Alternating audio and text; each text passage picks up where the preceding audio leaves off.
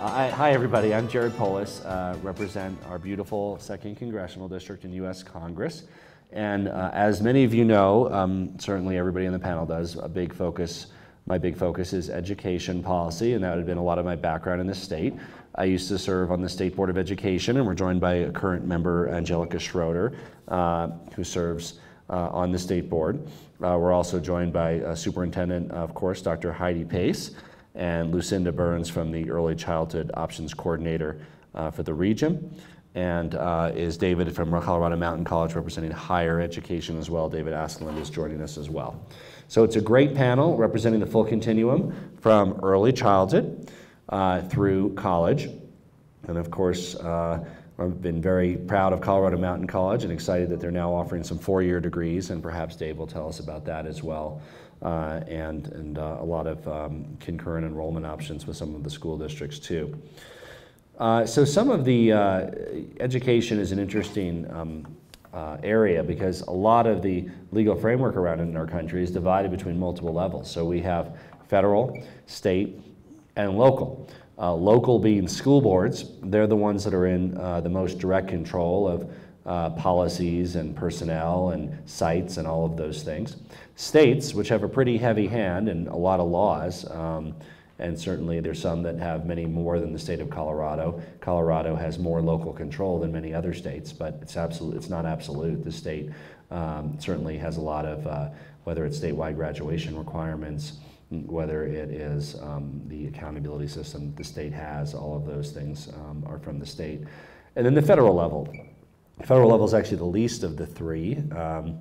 Provides just under 10% of funding for schools. The federal piece is primarily around free and reduced lunch funding, which helps address some of the funding disparities in education. So if you look at, for instance, the schools in Summit County that serve a high percentage of low-income families, they actually get to have additional staff people because of the free and reduced lunch program in Title I. So they get to choose, and they have a lot of discretion within certain bounds about how to deploy those funds.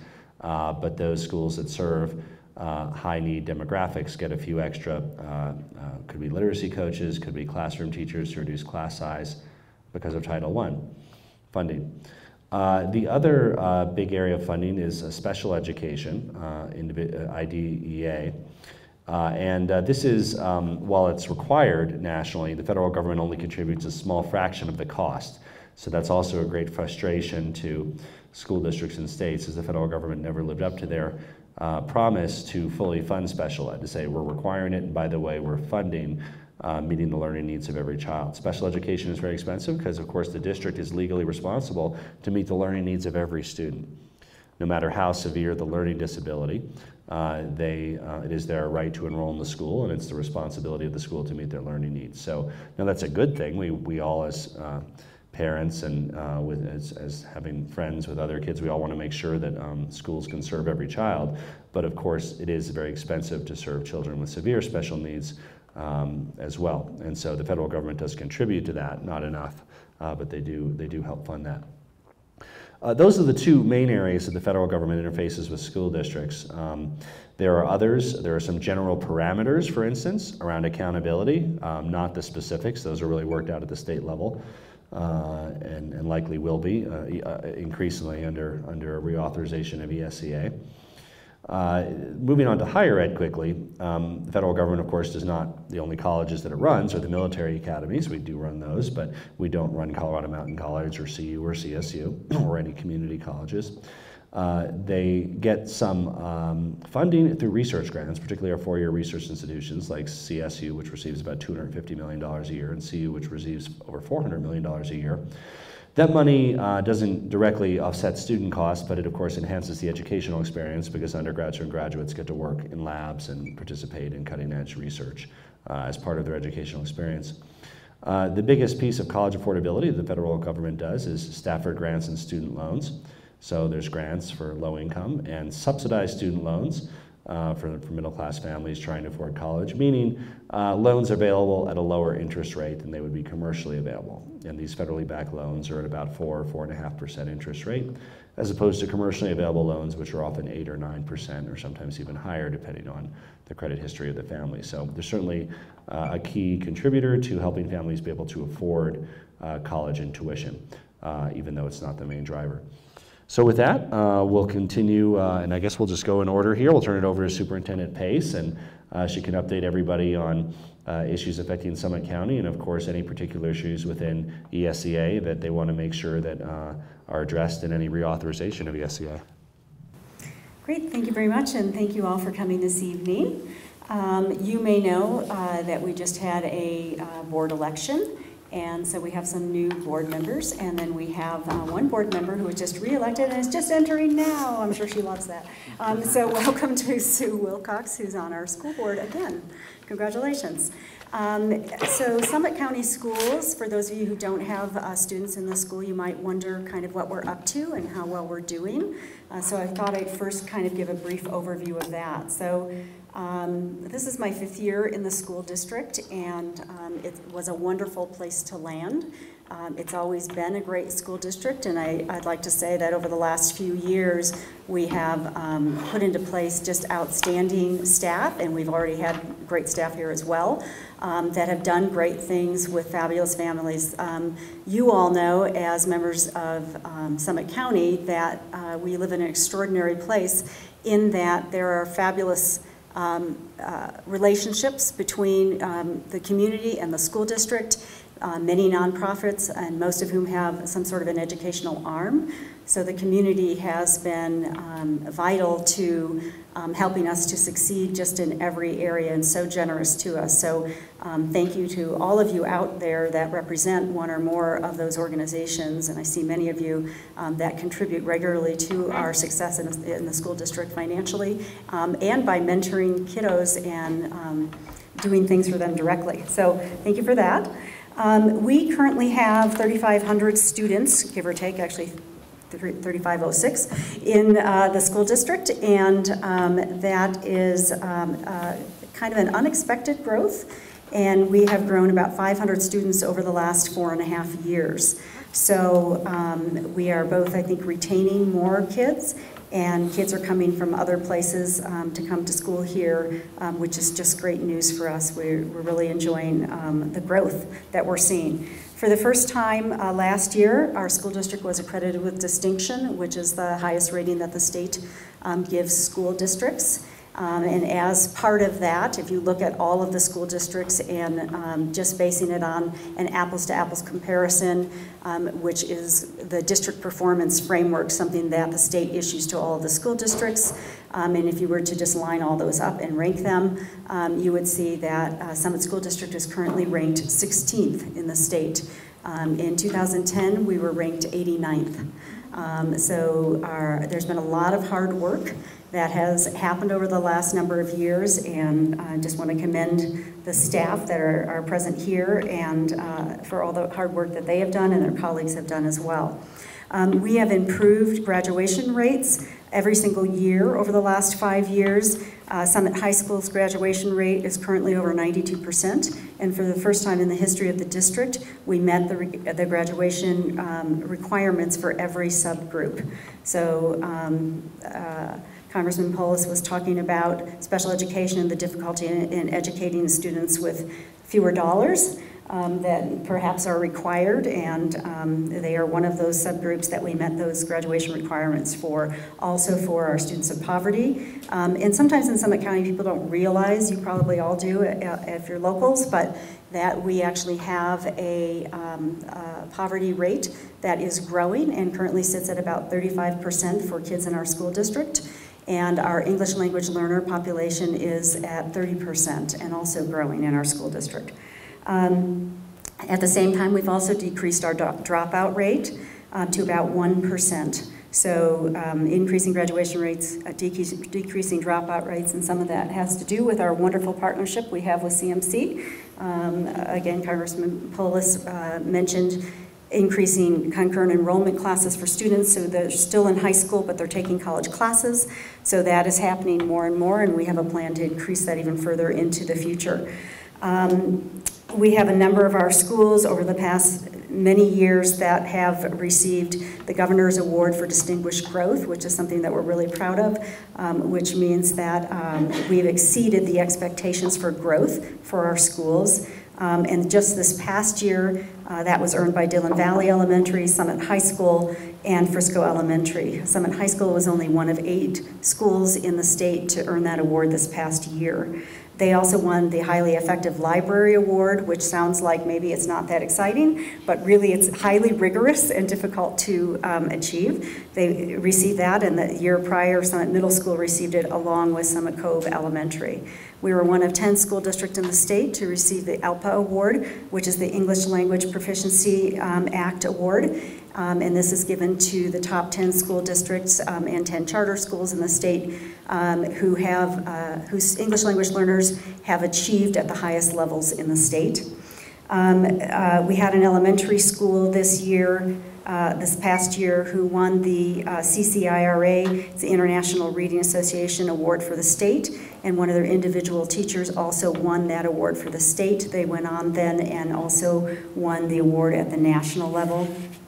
One of our schools, our dual language school, also was named one of 4 outstanding dual language schools in the nation this past year.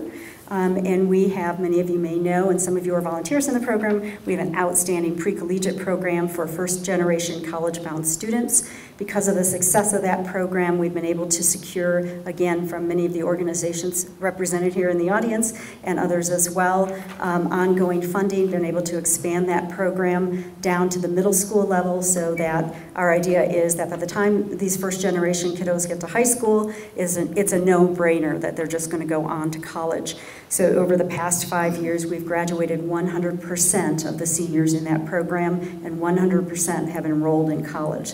So it doesn't get better than that, and you always want to replicate and grow programs where you have a statistic of 100%. So that is a wonderful program.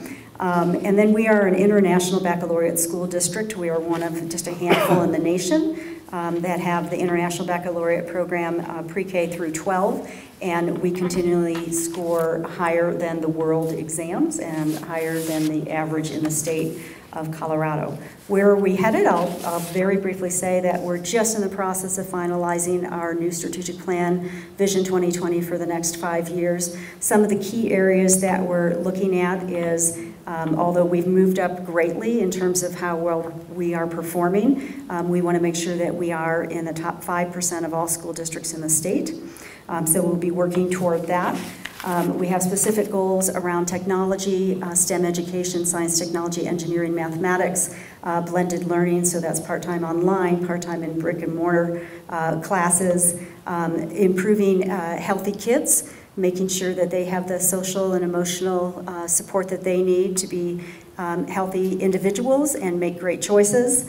Then we also have many academic goals, of course, and Lucinda will talk more about this, but we have a goal to offer preschool to all 4-year-olds in the county, and we're working hard on that. So with that, I will pass it over to the preschool queen of Summit County. Thank you for that title.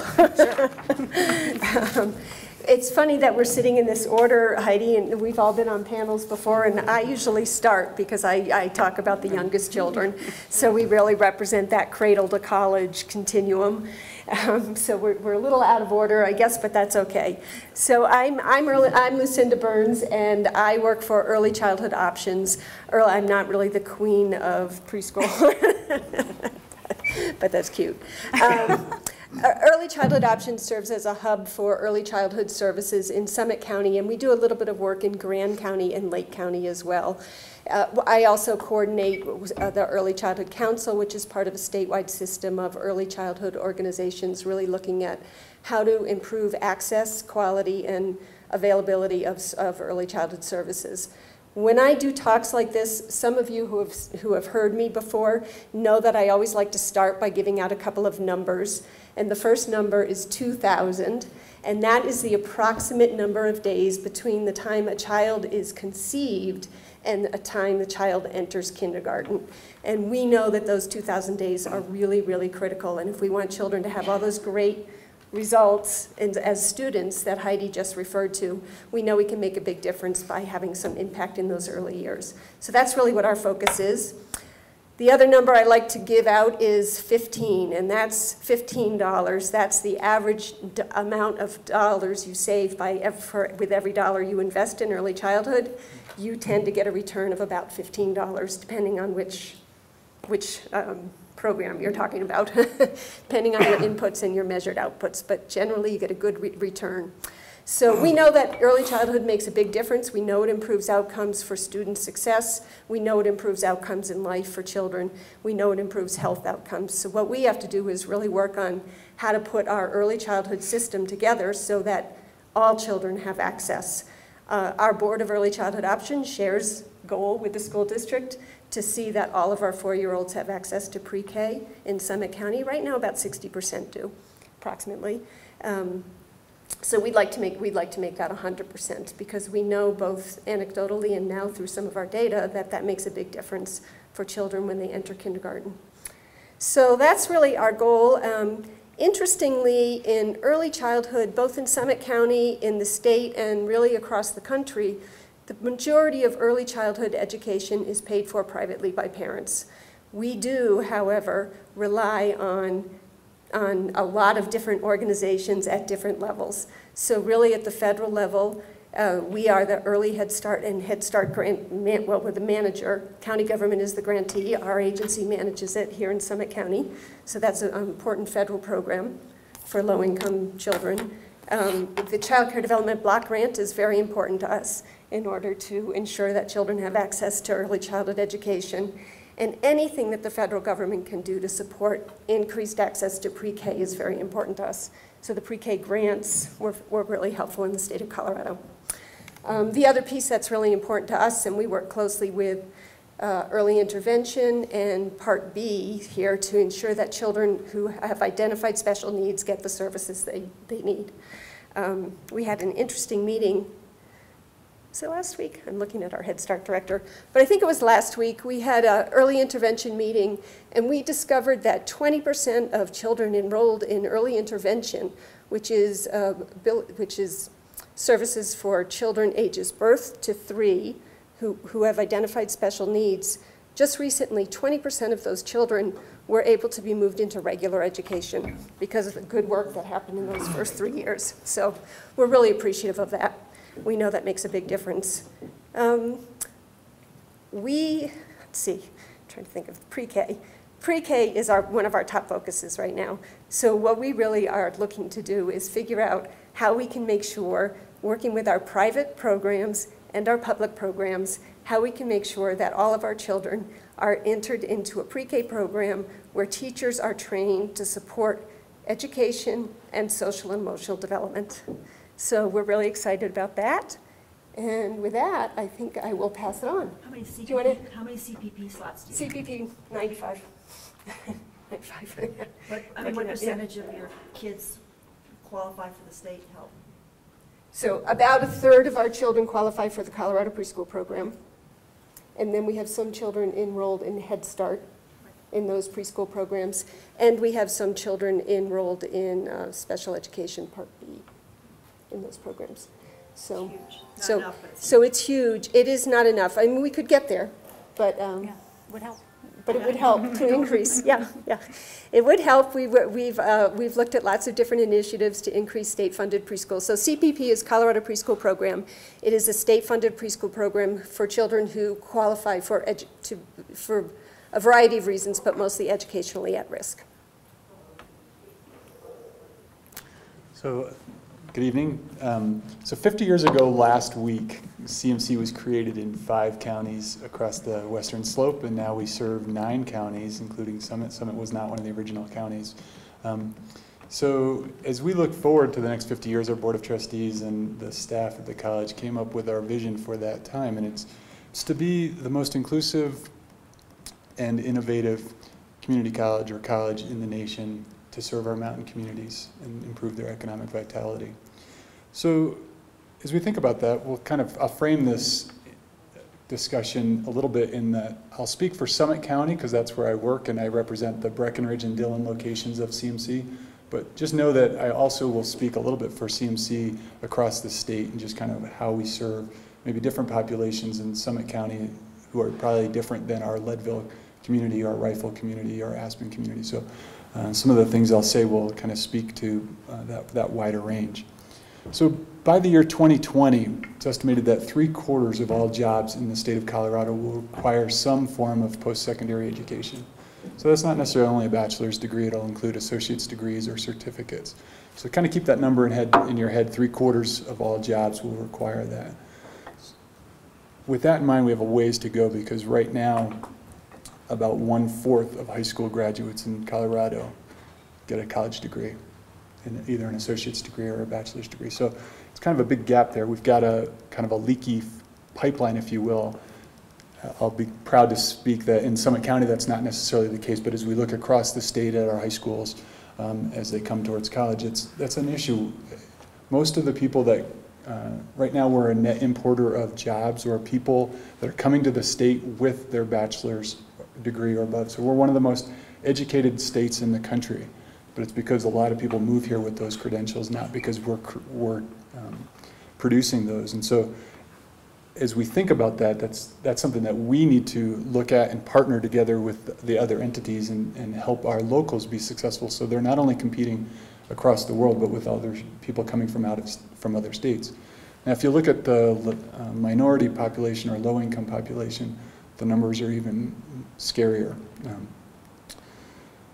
We're in the bottom 10 of all states in terms of sending low-income students to higher ed. We have the third widest disparity between whites and minorities in terms of college attainment. So although we have a lot of educated people in the state, as our demographics change, and I'll speak a little bit to that, it's a challenge that we take seriously, and we think we're well positioned to serve that population in partnerships like we have been mentioned. So as I mentioned, we're looking to be inclusive and innovative. So one way we're doing that is kind of looking at how do we change this dynamic where students that are going to college but aren't being successful because they're either not prepared or because a number of reasons keep them from completing. So one of the things that we've done is we're working on remediation across all of our school districts in our district of CMC and partnering together and saying, how do we look at our curriculum, how do we align our curriculum to help students that are maybe kind of either not taking a math class as a senior, and so when they come to college they're either not prepared because they forgot everything in the last year, or they took the test that gets them into college after they missed that year of math, and so they didn't score as high as they could, but they're probably ready with just a little bit of work together. So how do we partner with the high schools to address that issue? Inclusive, how do we help students that don't think of themselves as college students? The CMC this year sent out to all of our high school graduates in our county, or our counties, a letter saying you are automatically accepted to CMC. We're an open enrollment school, but for a lot of students that was the first time they ever got a letter saying you're college ready, you're college material. And that's a big deal for a lot of people to just kind of help envision that they have the ability to be successful at the college level. Along with that, we offered a $1,000, what we called a President's Scholarship. And so that's above and beyond the fact that we're the third least expensive bachelor's degree in the nation. So you kind of just leverage that money. For a lot of students, that's a big deal and could be a great opportunity. So kind of that idea of how do we open the doors, how do we make the pathway to the college more easily accessible for a lot of different groups of people, and then how do we think about how do we make those students be more successful when they get there. So we're kind of reducing remediation, as I mentioned. We're trying to maximize our dual enrollment credits with the high school so students can take college classes when they're in high school. And the advantage of that is for those students that are kind of ready to go on to college even when they're in high school, that's a win. But for other students, it can be a huge financial easement for their families or themselves as they think about taking classes and getting to college with credits, and thinking about how many students right now are graduating within 4 years of leaving high school. The numbers are going slowly down, the national trends. So how do we help students get a jump start on that? And that's one way to kind of partnering together to increase that. But I mentioned kind of the inclusive piece, and so if you look at the demographic data, and probably others in this room can speak to it better than I, in terms of the number of minority students in our K-12 system is growing significantly. Here in Summit County, I think Heidi mentioned it was 30%. At CMC right now in Summit, I think we have about 20% Hispanic. So we're getting closer to matching kind of what our local demographics are to the college demographics. But across our counties, in Lake County and Eagle County, some of the schools, K-12, K-6, it's 70, 80% Hispanic, Latino students in some of those school districts. And so how do we as a college position ourselves to think about that coming population for our potential students, and then how do we help them prepare and view themselves as college ready and college students, as we relate back to that 3/4 of all jobs in the country in the state are going to need a higher ed degree, but right now we're only producing 1/4 of our local high school. So that's something we need to work on, and I think we've got some things, we'll talk a little bit more about that probably as you ask questions, but kind of that idea of remediation, how do we prioritize serving that underserved population moving forward? We've got some initiatives, that letter going out, kind of looking at how we fund education in an affordable way. As you've heard, I'm sure, the cost of higher ed is becoming a major issue, and the debt load that students carry once they're done with school. So I think we're well positioned because of our funding model, but also kind of just our ability to offer a low cost service. So some of the other things we're doing, we're looking to, we'll get into it maybe more tonight, but we're just kind of building out our bachelor's degrees. We offer 5 bachelor's degrees right now. We started offering those about 5 years ago. We're going to continue to make those the best that we can to help students kind of meet their goals. We're growing enrollments. We've grown about 3% this year across the board, but in terms of Hispanic students, that grew about 22%. So in terms of our Latino and Hispanic population across the district, we've grown 22%. So we view that as a great opportunity, but also a great service to our community. And then we're looking at how do we meet the needs here in Summit County. I'll speak specifically to that in terms of our space. Many of you probably drive by our Breckenridge and Dillon location. We're running short on space, so we're looking at alternatives for that, and how do we serve our community and continuing to serve in the future. And I'll, with that, pass it on. Good evening, ladies and gentlemen. I'm honored to have represented Summit County for 7.5 years, even with redistricting. Summit School District has always been one of my, I think now 15 school districts that I represent. The Congressman and I are also lucky because we probably have the best schools in our community. One of the sad ways that we know that is that when folks come before the State Board of Education to be honored, they take a picture with us, and I get in a lot of pictures, and I get teased about that a lot. And it's not good for the camera, but it's sort of a reflection, a little bit of a reflection of what a great congressional district, and I think people talk to each other and partner with each other, but what a terrific school district you have up here. We often have people say from the rural areas, well, things are great in the Front Range, but, and you're the living proof that that's not true at all. It is not necessary to be within 10, 15 miles of someplace in Denver in order to show that you can do really good work here, anywhere. And Summit definitely has a secret sauce, and you have had for some time. Be sure to share it. So I serve on the State Board of Education. Constitutionally, we are in charge of public education, but as the Congressman shared with you, this is one of the states that has a lot of local control.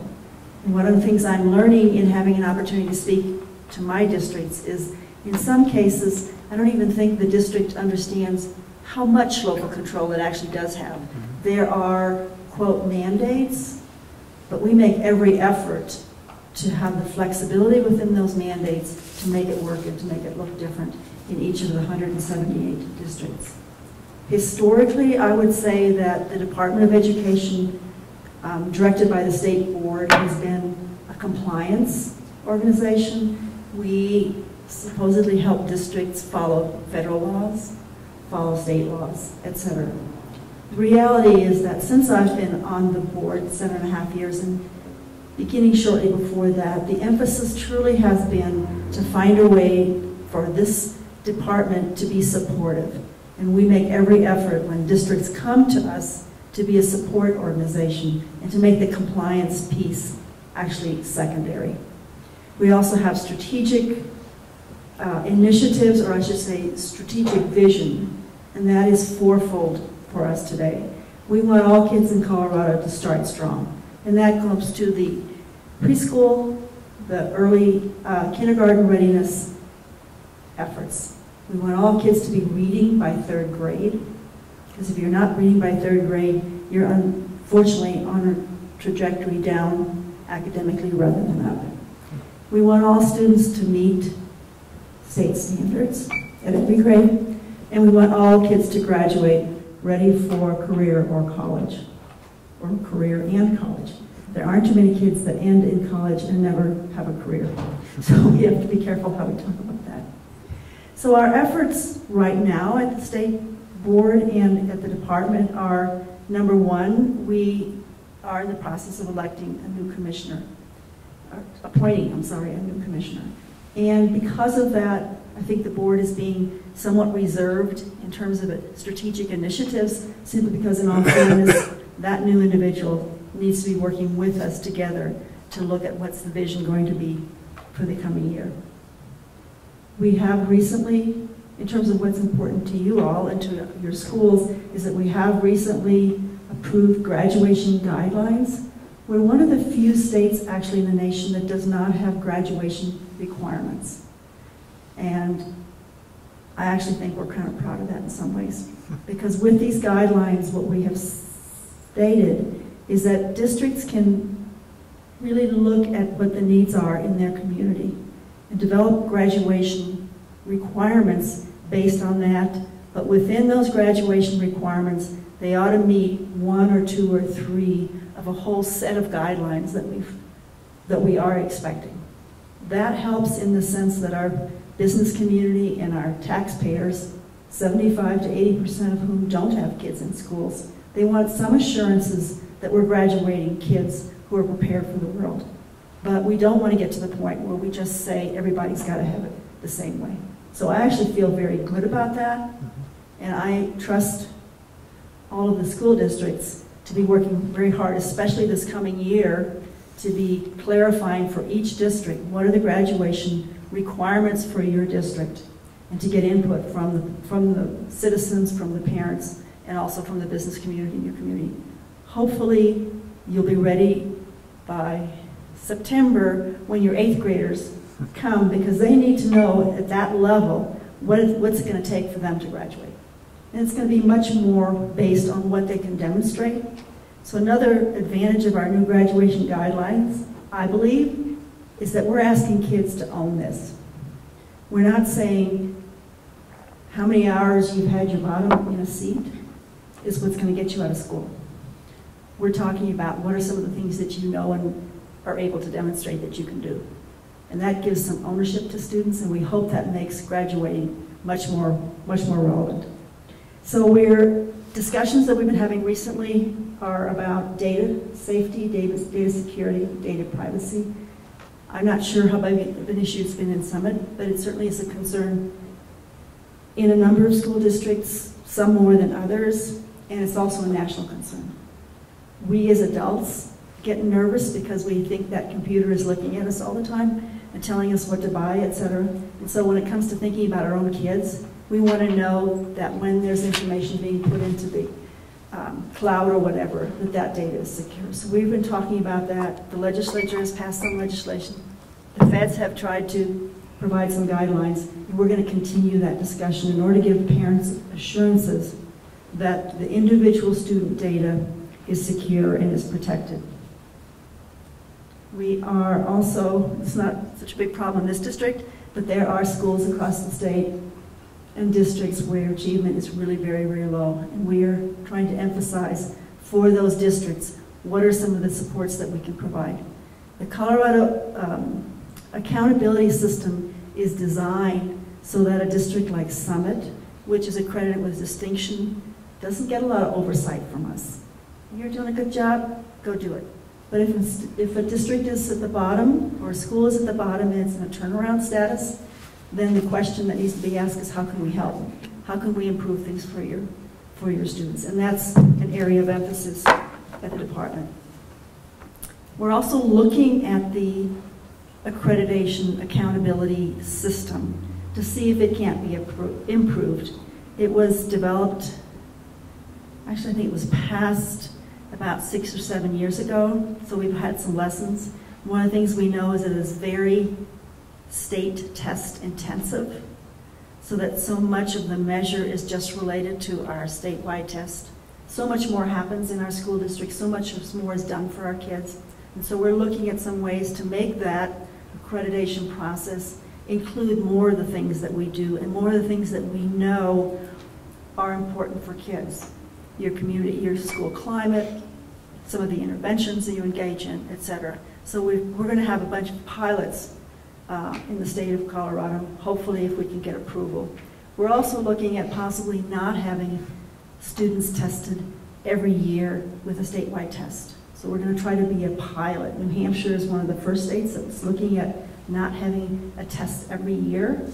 That doesn't mean there isn't going to be an assessment every year, but it won't be the state assessment, that we can partner more with school districts to create some of their own. I think it's a fascinating opportunity simply because we know that the kind of tests we're giving kids today are not the best measures of how they apply their knowledge and how creative they can be, and some of those other pieces of an education that we think is so critical. Test taking is not what you do for the rest of your life. So our other priority, quite honestly, is continuing to provide customer service for our school districts. In looking at what we expect to come from the legislature this year, it's going to again be about data privacy and security. We are anticipating there'll be some more legislation around concurrent enrollment, and I haven't heard my colleagues at the table talk a lot about that. It's a hugely popular opportunity for students around the state, and I would guess that you have a partnership, and I think we want to see more and more and more of that. We hear about the senior year for a lot of students not being especially relevant. Well, it can be relevant if the kids are taking college courses. It can be terrific if a kid already is a senior but also has an associate degree. And so plus we've got the whole concern about the cost of college. So I think we're going to see some more legislation around that, and I think that's really terrific. There are communities such as yours that's fortunate enough to have geographically close opportunities. There are other communities around the state where it's a lot farther. We definitely need to be working more on online opportunities for our students, especially those who are far-flung. I predict that the biggest issue this year probably will be school funding. If you haven't heard about the governor's budget, you soon will, because it's certainly going to affect your schools, it's going to affect higher education, it's going to affect everything. We're terribly worried, and I think there'll be a lot of talk about that. I don't think it's relevant necessarily for Summit, but for some of the smaller school districts, when you think about some of the administrative duties that schools have to comply with, it would make sense for a very small district to work together with another small district and another small district. And we have groupings called BOCES that really could and maybe should take over some of those responsibilities in order to create some economies of scale. So we're hoping to get legislation that will give permission for those kind of opportunities. Because the smaller the school district financially, the greater their challenges are right now. Because of the negative factor and just because of the poor funding, we actually have districts in the state of Colorado that are literally in crisis, and they may, excuse me, they may have to close up. We expect to see another year of the accountability pause.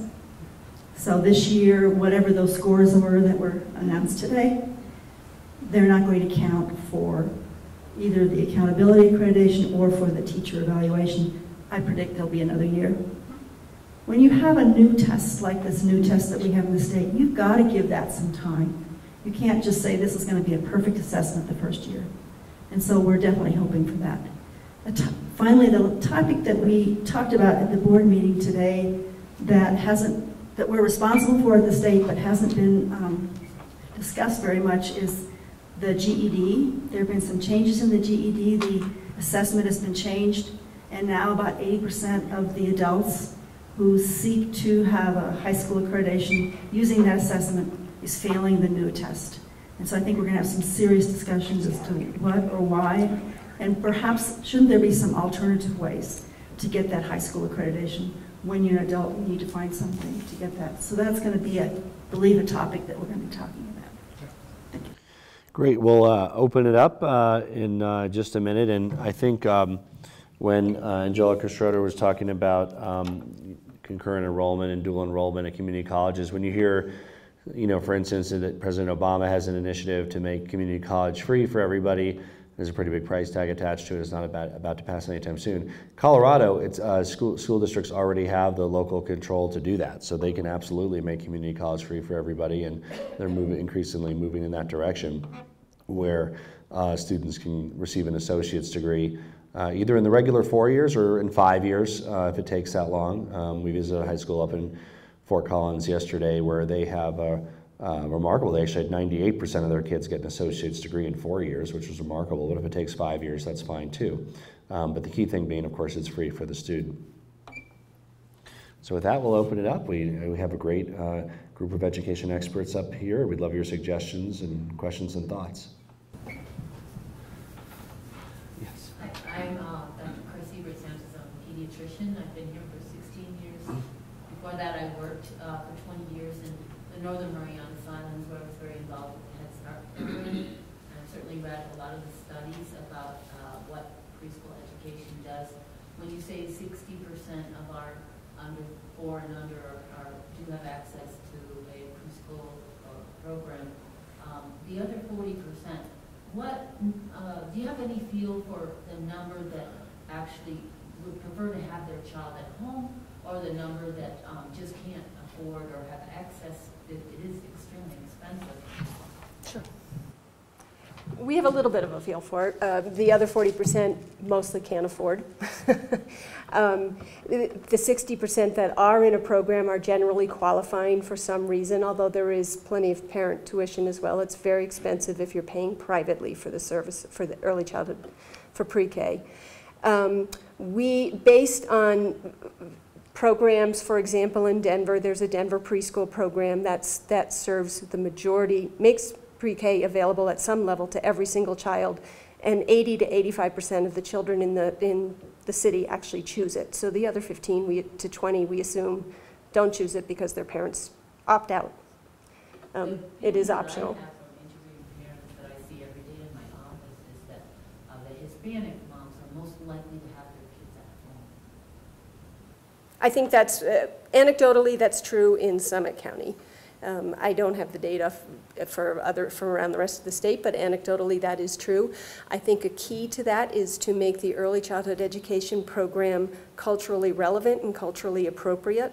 And I think that takes a lot of work in terms of finding the right staff and finding the right training and making it a program that's where the staff is really trained in child development.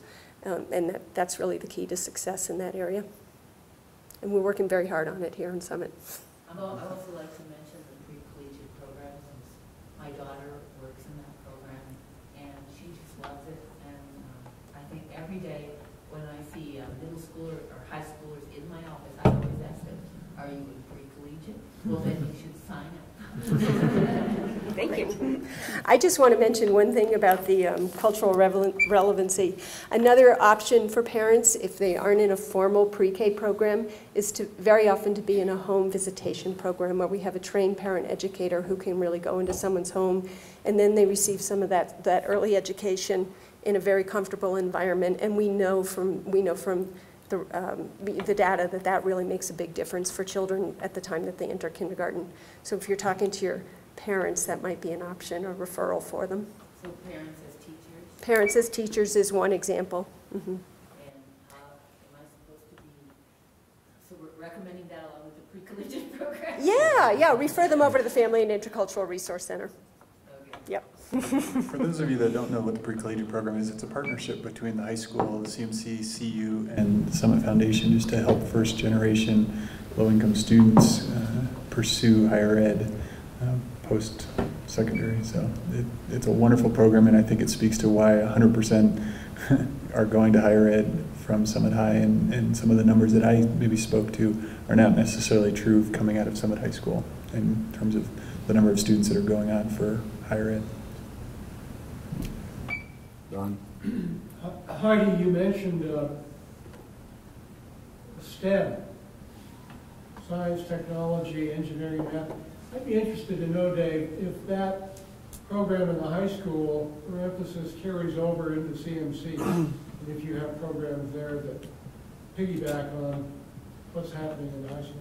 Certainly, so a number of our areas in terms of like nursing and the number of students that are pursuing those types of degrees as it relates to the science courses and the math courses needed for either engineering or the nursing program. So that's our largest program in terms of not the nursing program, but the students that are taking classes trying to think about engineering or nursing. And so our biology classes, our chemistry classes, our anatomy and physiology classes are kind of our classes with our largest student population. So we're seeing a desire there. I think kind of the other piece to that are some of the technology or the engineering side. We don't offer an engineering degree. We have some pre-engineering courses that would go towards CU's program and School of Mines, but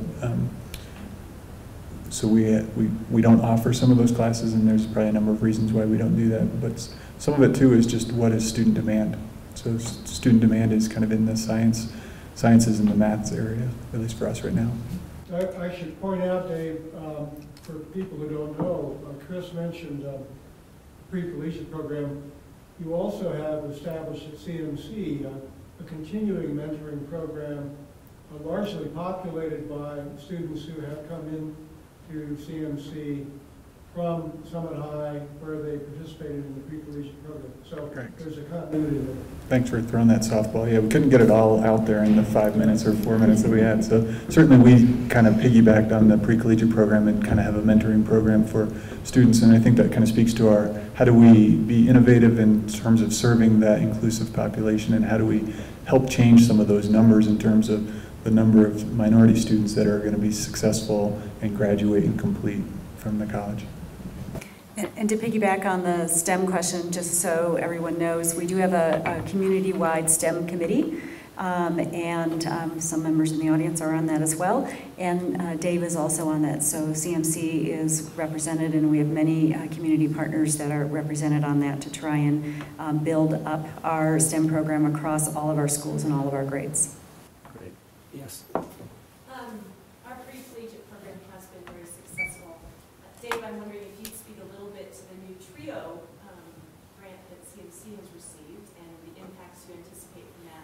And also the Colorado Scholarship Initiative, the COSI grant, which CMC calls the Mountain Futures Fund, which you have generously partnered with Summit School District to help make sure that more kids are succeeding at the college level. Sure, so I'll speak to the second one first. The Mountain Futures Fund is what Colorado Mountain College is calling that fund, that we went out and tried to gather funds from around the state and different organizations to better serve that population of students. And we took that money and gave it actually back to all of our school districts rather than keep it for ourselves, because we think that partnership matters, and how do we help students before they get to us be as prepared as possible. So kind of working together with the high school in terms of locating the needs of the students and what are the gaps that they may have coming out of the high school, getting ready for college.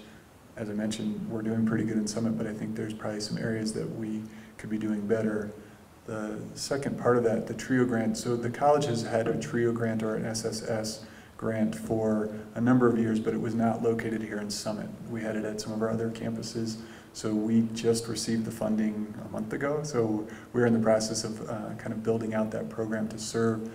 The purpose of SSS or TRIO is to kind of serve low-income students, first-generation students, students that have financial need. And so we've been able to hire some additional staff that will work with those students specifically, do some intrusive advising, intrusive tutoring, kind of provide a tutoring service specifically for those students as it relates to disability services, as well as the things I mentioned.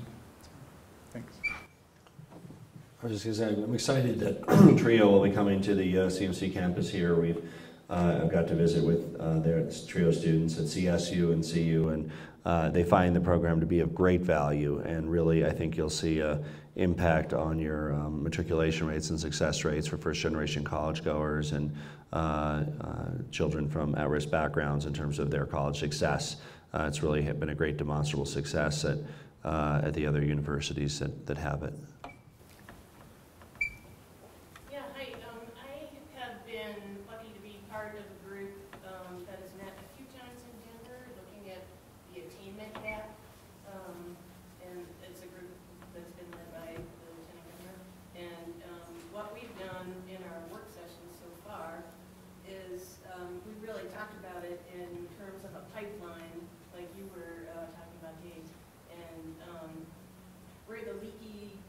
Are in that pipe, and one of the things I know Summit High School to CMC does pretty well is now that we've got mentors, bringing those kids along. It's not getting into college, but it's completing college, and there really are, it's the completion and it's the attainment of the completion of post-secondary education. But the mentoring, making that transition from something like pre-collegiate, which has been so successful in getting kids into college, and then really offering and continuing that support through college is really kind of what we're lacking. I think we found that is one of the main leaks in the pipeline, and I mean there are plenty along the way, but especially for first-generation students, not having the support in just basic things. We talk a lot about cultural competency too, and inclusiveness, and we need that in the post-secondary world as well as in K-12 or pre-K-12, but we really need to get that into higher ed. And there is that to some extent, but clearly not enough because the statistics show, I can't remember what they are offhand, but of first-generation students going into college, dropping off and not completing is enormous because we don't have those same supports in secondary. That's absolutely right. I'll do a quick little brag and then I'll just comment on that. So the CMC is recently, I think 2 years ago now, is ranked 17th in the country out of about 900 schools nationwide in terms of student success. And what that means is in terms of completing an associate's degree or transferring on and completing a 4-year degree within either 3 or 5 years, kind of related.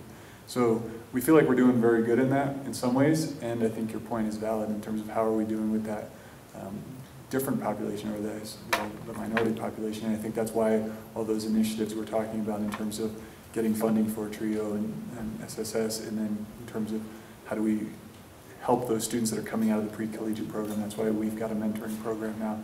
So how are we addressing those? We think we're putting some things in places that will address that, but the proof will be in the pudding, I guess. We'll see. Well, and I know CMC is doing a good job of it, but throughout the state, yeah. We're just not covering as much of a percentage of those kids. Yeah. I know in the early childhood world, in an effort to recruit more teachers who are bilingual and well-trained, we've worked really closely with CMC. They've done a good job of providing some, being able to sit down with students prior to their class at CMC, for students whose first language is Spanish, help them get through the work so that they can be successful in the class, so that they can go on to get a degree in early childhood education and then come into the system to start teaching. So it's been a really great partnership. I have a question for Representative Polis. So I work as the county health care director. Right. And I'm curious to hear your perspective in Washington on Head Start. And I'm sure you've heard, it's the 50th anniversary of Head Start. It's been around for a long time. There's mixed, probably, messaging about the success of Head Start. And I know the Obama administration is very supportive, and they have a pretty clear vision for early childhood and how they would like it to play out. But since they're wrapping up, I'm just curious what you hear and see in Congress?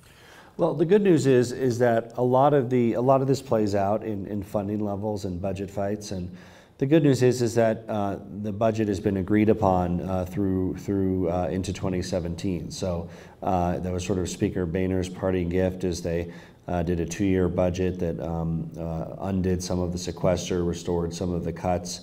It treats Head Start and Head First reasonably well in funding compared to what we were expected to get. So it's off the table for now.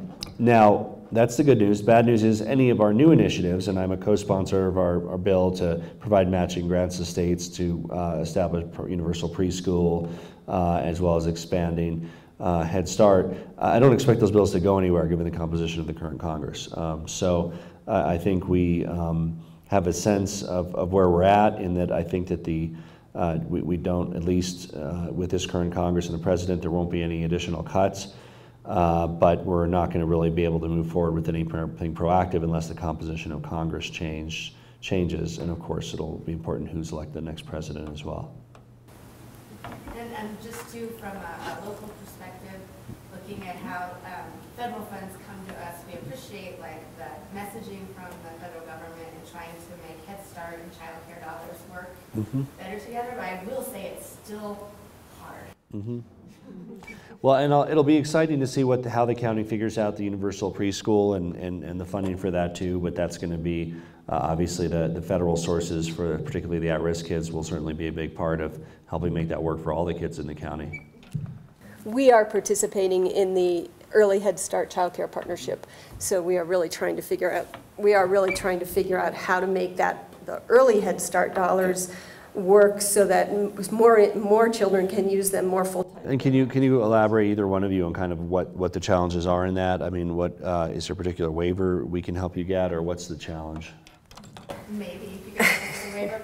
So we just recently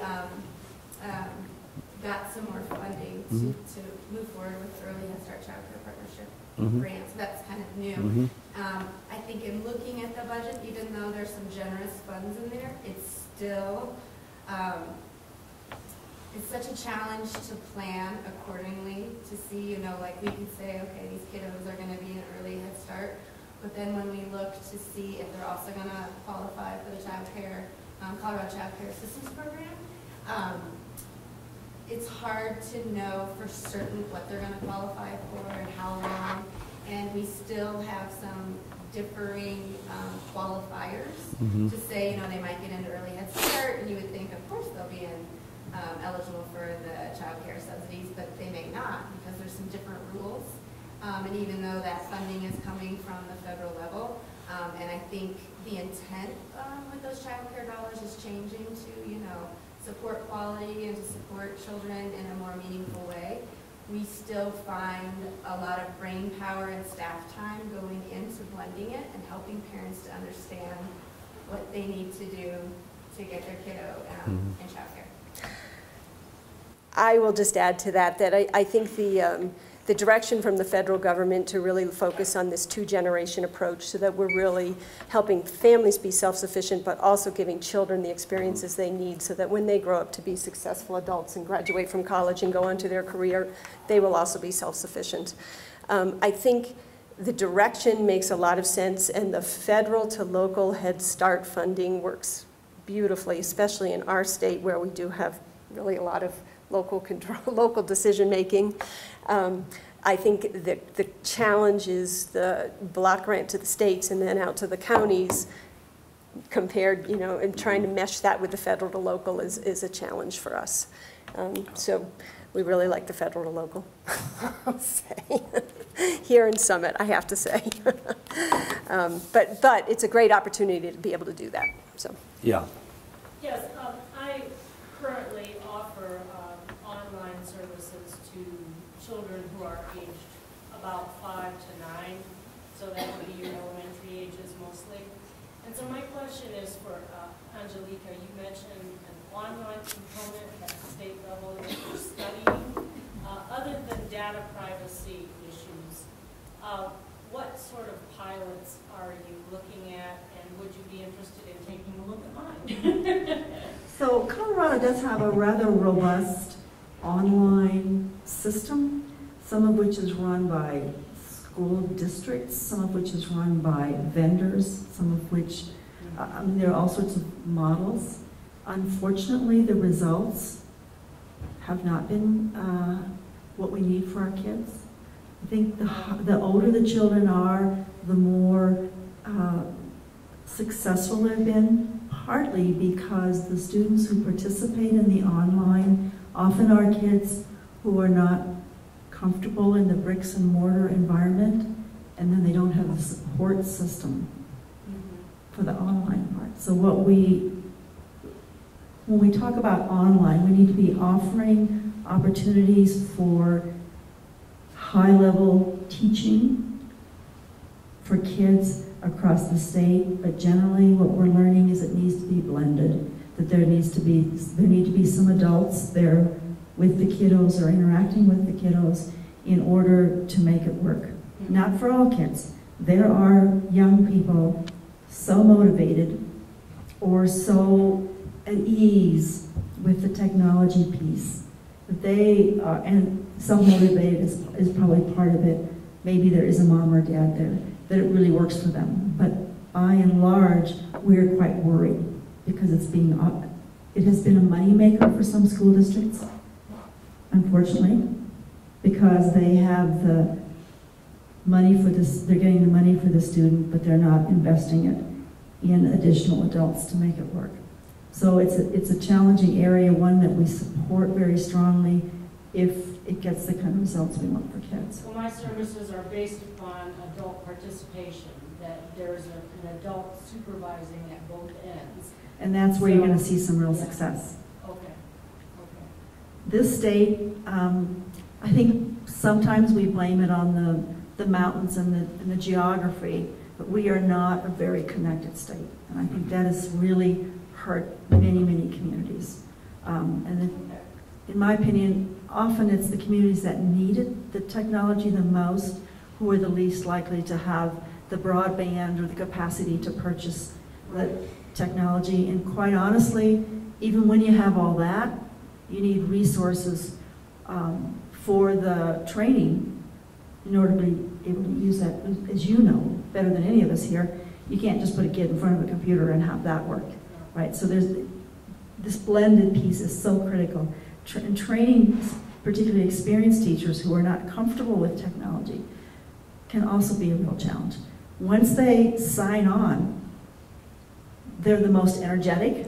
I once asked the question, is it about age? Is it that our younger teachers are much more enthusiastic? And the answer is no, that's not the case. It's when you really discover how this can enrich your teaching, your capacity to teach and your capacity to engage kids. Remember, they're all mostly digital natives, and we aren't, we older folks. But once they see that spark, they are really turned on. So that the blended learning piece, whether it is in a bricks and mortar environment or what you're describing, is just a huge opportunity because kids love it. Kids just love it. Same with the testing, by the way. It's odd that our legislators were so emphatic about providing the state assessment in pencil and paper, when in fact the department went to every school district and said, what would you want? Do you want paper and pencil or do you want technology? And any district that could manage it said, please, let's do it with technology because our kids really love it and they really are comfortable with it. Not always, but I mean now anybody who wants paper and pencil can have it. I mean, it's legislated, but it's not anywhere as necessary nor desired than what we old folks expect. Don? Thanks, Congressman. Maybe, Angelica, this is for you, but others may have a perspective as well. I'm asking a question about school finance. The Colorado Fiscal Institute analysis indicates that we are, in Colorado, approximately $2,000 per pupil per year below the national average and going down. Now, there may be many reasons for that. Unfortunately, in some school districts, Summit County being one, we have just recently passed a resolution in the last election to continue some funding for education from local property tax, but not every school district has that kind of resource. And so this $2,000 on average below national puts us, I don't know, down in the low 40s with respect to state High funding 40s. for schools. So Some people say high 40s. what do you want to do about that? What should we do about it? You know, it's funny, somebody handed out the Department of Education budget to us at the end of the meeting, and it, I don't know, some $1 billion, and 99.9% of that we actually distribute to the school districts. And so the budget at the department is nothing like that. But we don't, this is a legislative issue, and it's a constitutional issue. And we have had 2 significant efforts at the state level to change that, Amendment 66 and something 103 or 1. And we do not seem to have the commitment in among our citizens to fund education differently and to a larger extent to raise taxes. There's this dilemma. I attended a superintendent's forum this morning. There's this dilemma that so many citizens, and remember, about 80% of them don't have kids in school anymore, so they don't see the fabulous work. Many of them don't see the fabulous work that is going on in Colorado. We are one of the higher achieving states, something like 7th or 8th on the National Assessment of Educational Progress. So our kids do very well, very, very well. And so our legislators say, or some people say, see, we don't need more money. Ignoring the fact that we have the 2nd or 3rd largest achievement gap as a state, so many second language learners, etc. I don't believe that on a state level we can convince the voters to fund us properly. I think the governor is right. The only way we're going to be able to make a significant change through the Tabor laws to increase funding is for every community to open their doors and bring that community in to really see what is it they're doing and what is it that we need in order to be a great state again. In the late 80s, we actually were one of the best funded states, and we've gone in the tank in such a significant way.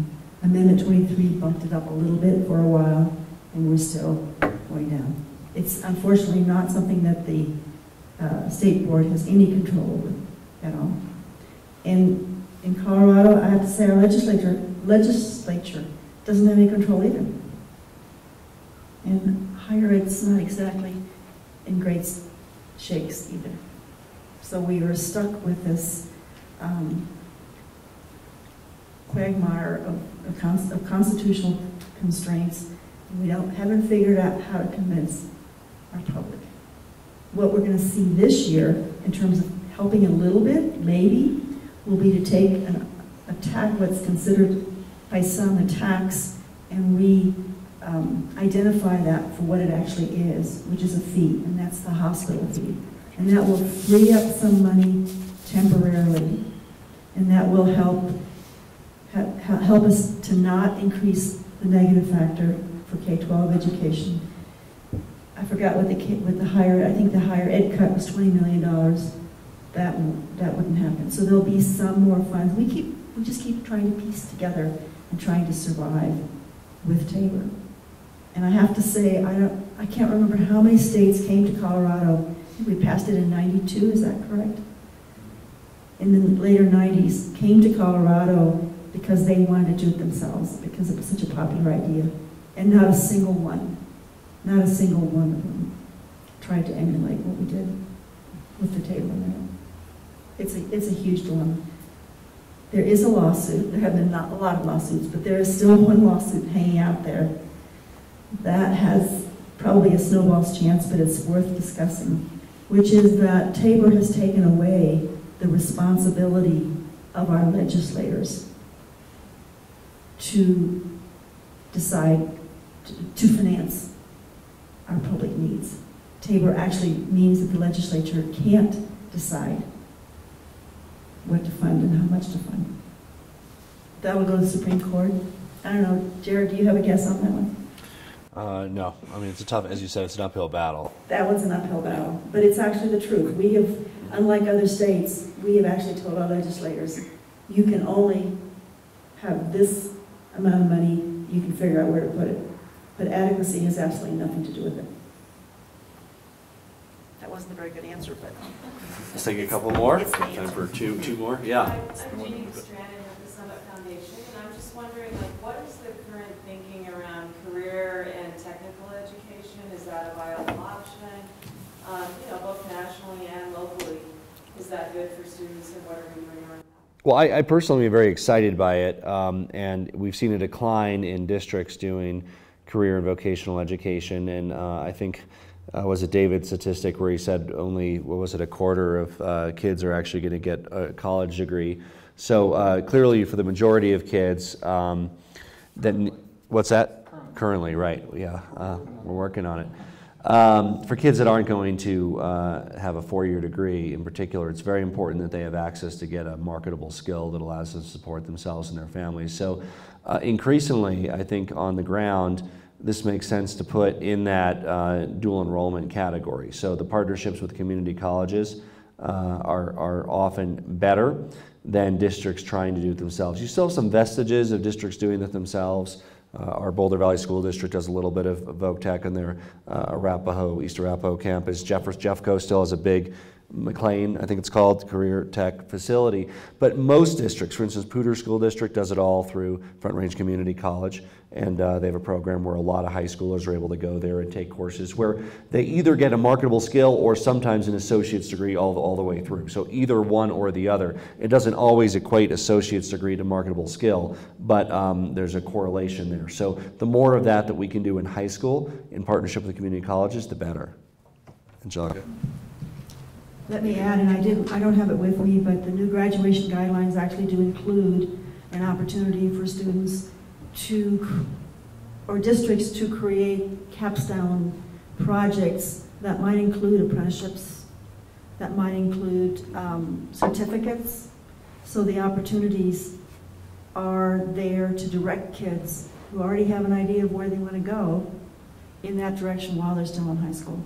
And it may be in cooperation with higher ed, but it actually could be in cooperation with, where is it, in Alabama, where you've got an automobile manufacturers, a Toyota, that actually has a high school program where the kids are graduating with an associate degree, they're ready to go to work in that organization, and yet they meet the math and language arts and civics and science standards. So there are many opportunities, and this is why we really need to be looking at these things community by community, because the opportunities vary significantly. And we're going to have a couple of P-Tech high schools coming up pretty soon, which are, I believe, 4 or 5 year high school programs that were started with IBM and in New York, and they're going around the country. So there are all sorts of opportunities that really are much more career-oriented. The discussion is finally going in that direction. Having been on the school board in Boulder for 8 years, the discussions were always about college. Mm-hmm. And then the problem was at the end of college, your kids moved back in your basement, and there wasn't this vision of there's life to go on. Now what? And I think it's really important that we speak this way, and that we introduce kids at a very early age to the notion of career. You're right, you're going to have to go to college to get that career, but you need to be thinking there rather than just thinking, what college am I going to go to? And that's a great change. Heidi? I was just going to say that our voc ed programs at the high school currently are very popular, and they're excellent. For example, our med prep program and our culinary arts program are both excellent choices, and many kids take them, whether they wind up going into those fields or don't, because they're just of really high quality. And in our new strategic plan that we've drafted, we are looking to expand those opportunities to get more types of voc ed classes into our high school, and also working with CMC for some of those opportunities as well. So hopefully we're seeing a reversing of this trend that kind of started in the 70s and 80s through the 90s. We saw districts really de-emphasize this.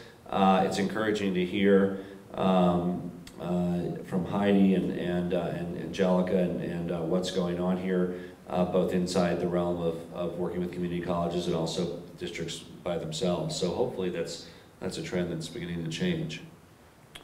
Yeah, I think I was just going to, I'll just add that I think we've got some established career and technical programs here at Summit, like our culinary program, and we've recently started a program with the Climax Mine and Freeport Bank in terms of training electrical engineers. And I think that's part of what the STEM group and the partnership, kind of figuring out what are the needs in the community and how do we have a sustainable program that will meet community needs, but that the community can sustain. Are there enough jobs, and how do we kind of align kind of what we're training people for with living wage jobs coming out on the back end, so, or that they're willing to move to go do in a different location. So. I'd like to tie this, if I may, to the discussion about the leakage of students of not getting through. It's pretty critical that when our kids, for many kids who enter college, particularly if they're first generation, there's an enthusiasm and optimism. There's some front-end money, and those all help to get the student through the first year. But then there are huge financial challenges for a lot of these students. So it's not realistic not to accept the fact that some of the reason the kids drop out is they simply can't afford to go on. And we don't have a system that incentivizes students once they're in and they've managed to get through that first year to stay in and put in all that money at the front end to get them in the door. So I think we can probably be a little more thoughtful about the financial structure for students in order to finish, but also to be counseling them. Where are you going? On the day you graduate, commencement is the beginning of your life. But what does that mean? And how many kids do we know that go to commencement and they just think it's the end of college rather than the beginning of the very next step? And so as we're addressing that whole challenge of keeping kids in the process, I think we need to be working with them the same way we are now in high school to get them to be thinking about career so that they're actually choosing some course. Remember that first year, they're not taking any courses in their passion. I'd like to tie this, if I may, to the discussion all those basics about the leakage of students of not getting through. And I worry about it's pretty critical that when our kids, my particular area, for many kids who enter college, particularly if they're first generation, there's an enthusiasm and optimism. There's some front-end money, and those all help to get the student through the first year. But then there are huge financial challenges for a lot of these students. So it's not realistic not to accept the fact that some of the reason kids drop out is they simply can't afford to go on. We don't have a system that incentivizes students once they're in and they manage to get through that first year to stay in and put in all that money at the front end to get them in the door. I think we can probably be a little more thoughtful about the financial structure for students in order to finish, but also to be counseling them. Where are you going? I guess I'd be curious. On the day you graduate, commencement is the beginning of your life. But what does that mean? And how many kids do we know that go to commencement and they just think it's the end of college rather than the beginning of the very next step? And so as we're addressing that whole challenge of keeping kids in the process, I think we need to be working with them the same way we are now in high school to get them to be thinking about career so that they're actually choosing some course. I'll just say briefly, we definitely see that impact the students that are coming from out of state looking to come to school and kind of find housing. It's been a difficult time, particularly this fall. So I think we've lost some students because they weren't able to find housing even though they maybe had financial aid or some other things. So it certainly impacted us on the student side in that regard to some degree. And then certainly as we go to recruit new employees outside of this area, it's an issue. I mean, the housing side, not necessarily the health insurance side, although that impacts the college as a whole and our costs. And Yeah, and certainly it's true for K-12 education too, trying to bring in educators and have them find places to live that they can afford. And so when you're young and enthusiastic about the slopes outside the window, you can bunk up with others and make that work. But as you continue on and you decide to settle down and have a family, and then to be able to afford housing becomes more difficult. This is the first year, although I'm sure it's not the first year, but the first year that people actually said out loud to us that we would love to take that job with you, but we can't because we can't find a place to live that we can afford. So it certainly is an issue. Don't know what all the solutions are, but it's an issue. And we're very excited to partner with the county, and I see Commissioner Davidson is here.